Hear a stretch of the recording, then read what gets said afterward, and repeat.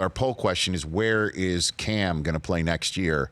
And that's born out of the whole conversation now that he's on IR, and that it will save the Panthers $19 million if they trade him or cut him, according to our buddy Jay Glazer, before next year, that he would be done, and that the Bears are clearly not going anywhere with Trubisky, that the 3-5 start this year for the defending coach of the year in Matt Nagy, who with Trubisky under his care for the first season there, again, the Bears pulling the same formula that the Rams did for Goff in terms of, let's draft him.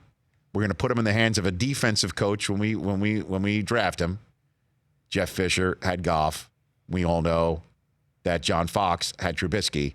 Not good. Let's bounce him for a young wonderkind who knows the X's and O's better than most. We saw what McVay did in his first year, but year two for Goff, straight up. Bears did the same thing with Nagy. Bring him in. First year for him, but second year for Trubisky, straight up. Except year three, McVay went to the Super Bowl with Goff. Year three for Trubisky, year two for McVay. Year three for Goff, year two for McVay. Year three for Trubisky, year two for Nagy, 3-5 right now. Super Bowl's not even anywhere in the universe. And people are wondering, do the Bears just throw Chase Daniel in there? Or should they have gone for Andy Dalton and try and save the season right now and just basically say, we're turning the page on Trubisky?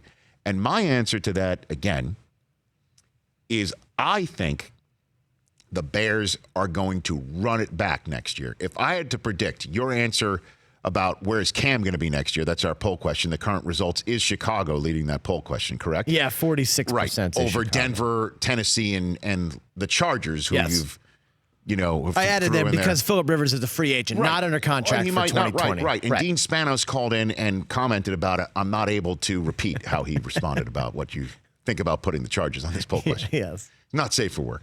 He's working blue lately. He's working powder blue. Hey now. Dean Spanos working powder blue. Nice. At any rate, the flip side of that is Trubisky, in my mind, they're going to run it back. If you are Ryan Pace, the general manager of the Bears, and you traded up one spot to beat the rest of the league to Trubisky from 3-2. Remember, he swapped with the 49ers. He just came down, took the extra draft choices, dropped down. I think they took Solomon Thomas out of Stanford and let the Bears go and take Trubisky in front of, at the time, we were wondering who, and now a few years later, we're wondering still even more so, who are they beating Trubisky out for?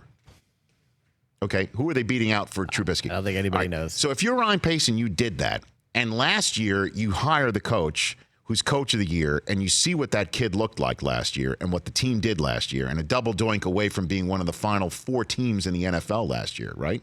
Or one of the final 8 teams in the NFL last year.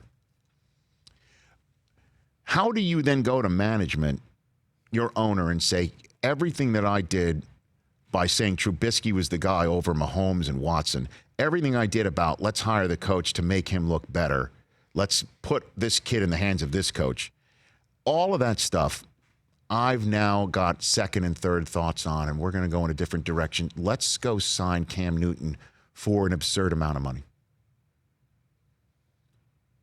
That would take some serious amount of stonage, brass, to go to the brass and say that. That's why I don't think it's going to happen. But as we've said, when this Trubisky trade was made, if it works out, who cares? I spoke to somebody recently who I don't want to say the name because they haven't given me the go-ahead to do that. What is going on with the Bears offensively? And I trust this person immensely in terms of knowledge and excellence and history, and this person has a ring as well. And the answer that came back was that the coach used all of these gimmicks last year, and the rest of the league has sniffed it out, And Trubisky does not know how to do the basics because it was so gimmicky last year. Interesting. And that the offense this year has been smoked out, totally defrocked.